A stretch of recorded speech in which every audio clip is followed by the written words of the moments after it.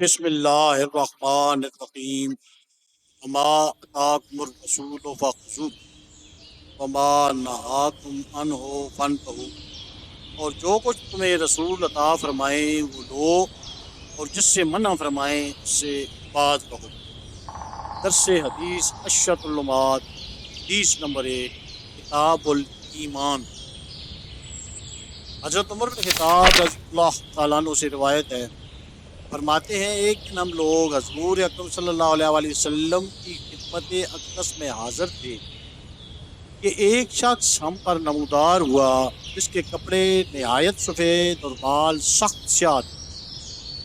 اس پر سفر کا کوئی اثر دکھائی نہیں دیتا تھا اور نہ ہم میں سے کوئی اسے پہچانتا تھا، یہاں تک کہ وہ شخص حضور اکرم صلی اللہ علیہ وآلہ وسلم کے سامنے اس طرح آ کر بیٹھ گیا کہ اس نے اپنے دونوں زانوں آپ صلی اللہ علیہ وآلہ وسلم کے زانوں سے ملا دیے اور اپنے دونوں ہاتھ اپنی رانوں پر رکھ دیے اور عرض کیا، یا محمد صلی اللہ علیہ وآلہ وسلم، مجھے اسلام کے بارے میں خبر دیجیے۔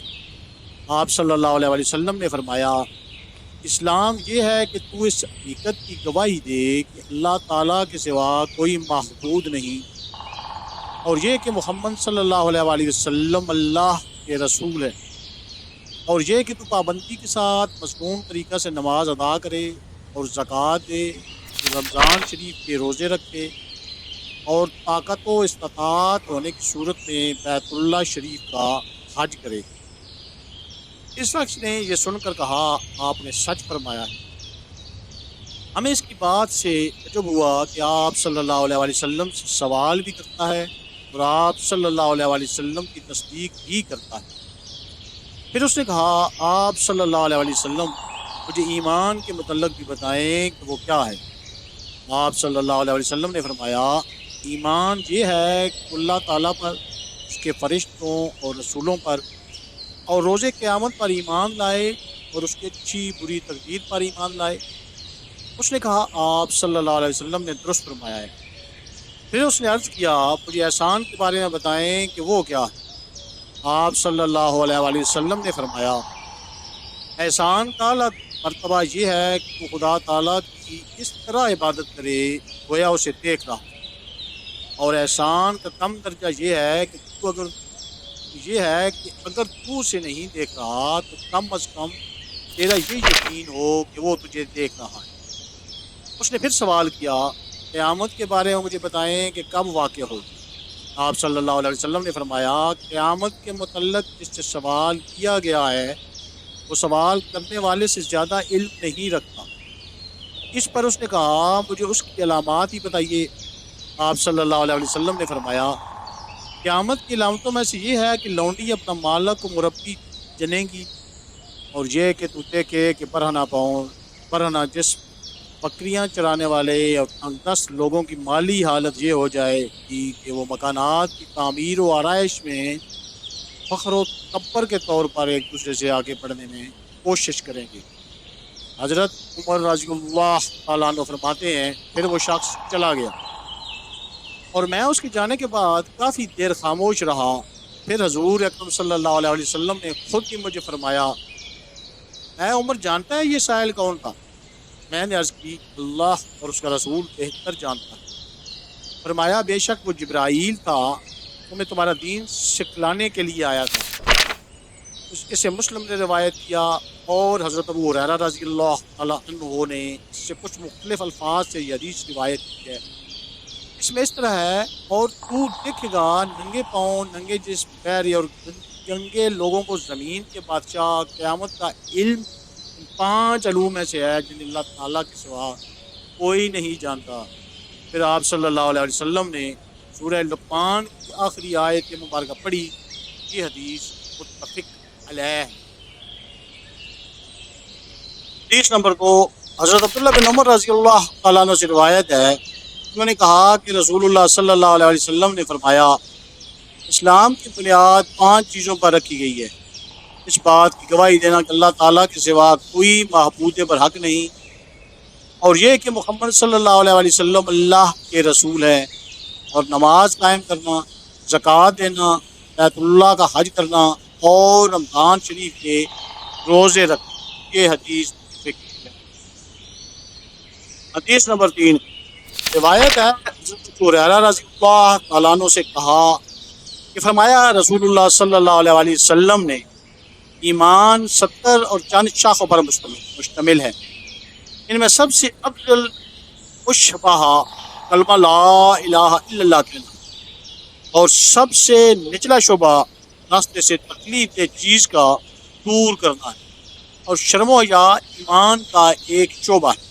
یہ حدیث متفق علیہ ہے۔ حدیث نمبر 4، حضرت عبداللہ بن عمر رضی اللہ تعالیٰ عنہ سے روایت ہے کہ رسول اللہ صلی اللہ علیہ وسلم نے فرمایا مسلمان وہ ہے جس کی زبان اور ہاتھ سے مسلمانوں کو تکلیف نہ پہنچے، اور مہاجر وہ ہے جو اس چیز کو چھوڑ دے جس سے اللہ تعالیٰ نے روکا۔ یہ بخاری کے الفاظ ہیں۔ مسلم کے ہاں یوں ہے کہ حضرت عبداللہ رضی اللہ تعالیٰ عنہ نے فرمایا حضور صلی اللہ علیہ وسلم سے ایک شخص نے سوال کیا مسلمانوں میں بہتر مسلمان کون ہے؟ فرمایا وہ جس کی زبان رات سے مسلمان سالم اور محفوظ رہے۔ حدیث نمبر 5، حضرت انس رضی اللہ تعالیٰ عنہ سے روایت ہے انہوں نے کہا کہ رسول اللہ صلی اللہ علیہ وسلم نے فرمایا تم میں سے کوئی شخص اس وقت تک مومن نہیں ہو سکتا جب تک کہ میں اس کے نزدیک اس کے باپ، اس کی اولاد اور تمام لوگوں سے پڑھ کر محبوب اور عزیز نہ ہوں۔ یہ حدیث متفق علیہ ہے۔ حدیث نمبر 6، حضرت انس رضی اللہ تعالیٰ عنہ سے روایت ہے فرمایا رسول اللہ صلی اللہ علیہ وسلم نے 3 چیزیں جس شخص میں ہوں گی ان کے ذریعے ایمان کی حلاوت پائے گا۔ وہ شخص جسے اللہ اور اس کے رسول باقی سب سے پڑھ کر محبوب ہو، اور جو شخص جو کسی بندے سے محبت کرے اور اس کی یہ محبت صرف اللہ ہی کے لیے ہو، اور وہ شخص کے کفر میں لوٹ جانے کو برا جانے اس کے بعد کہ اللہ نے اسے اس سے نجات عطا کی، اس طرح برا جانے جیسے کوئی اسے آگ میں ڈال۔ حدیث نمبر 7، حضرت عباس بن عبد المطلب رضی اللہ تعالیٰ عنہ سے روایت ہے پیغمبر خدا صلی اللہ علیہ وسلم نے فرمایا چکھ لیا مزہ ایمان کا اس بندے نے جو اللہ کے رب ہونے پر اور اسلام کے دین ہونے پر اور محمد صلی اللہ علیہ وسلم کے رسول ہونے پر راضی اور خوش ہو گیا۔ حدیث نمبر 8، حضرت ابو ہریرہ رضی اللہ تعالیٰ عنہ سے روایت ہے حضور اکرم صلی اللہ علیہ وسلم نے فرمایا اس ذات کی قسم جس کے قبضہ قدرت میں محمد صلی اللہ علیہ وسلم کی جان ہے، نہیں سنے گا میرے بارے میں کوئی شخص اس امت سے کوئی یہودی اور عیسائی پھر مر جائے اور جو کچھ مجھے دے کر بھیجا گیا ہے اس پر ایمان نہ لائے، نہیں ہوگا مگر اصحاب دوزخ سے۔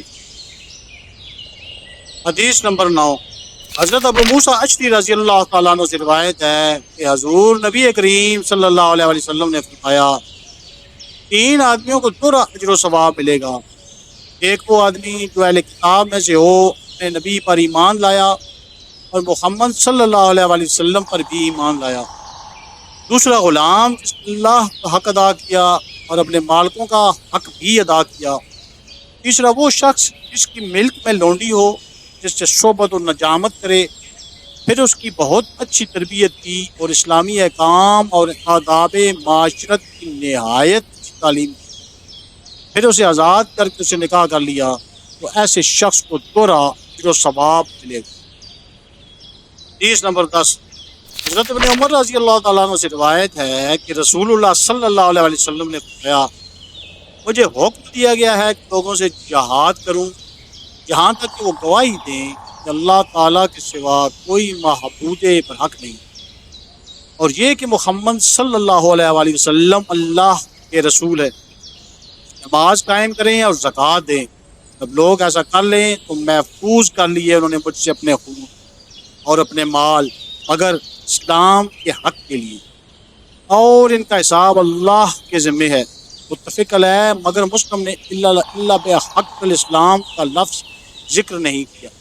اللہ تعالی ہمیں احادیث مبارکہ پر عمل کرنے اور اس پیغام کو ہر انسان تک پہنچانے کا ذریعہ بنائے، آمین یا رب العالمین۔